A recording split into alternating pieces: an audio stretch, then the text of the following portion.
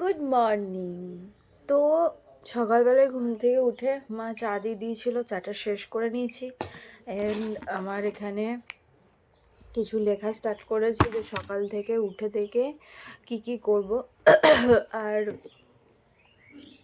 ঠান্ডা লেগেছে, উঠে থেকে কি কি করব সেই চার্টগুলো লিখে রাখলাম। রুমটার অবস্থা খুবই খারাপ, একবার দেখাই তোমাদের।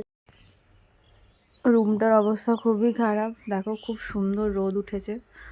মা বলল সকাল সকাল জানলাটা খুলে দিতে। আর এখানে আমি এটা একটা প্রিন্টারেস্ট ইন্সপায়ার মিরর বানাচ্ছি। Hi, this is me Shweta, ছোটোখাটো মিনি ব্লগ। সঙ্গে সঙ্গে আমি ঘরটা গুছিয়ে নিতে শুরু করলাম।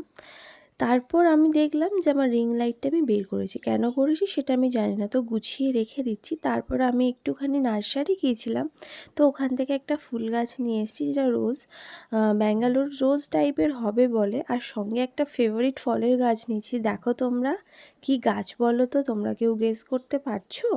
তারপর মা একটা বরবটি কলাই দিয়ে মুড়ি দিয়ে দিল, সেটা বসে বসে খেয়ে নিলাম, কারণ অফিস ছিল সেদিনকে, তো অফিস যাব।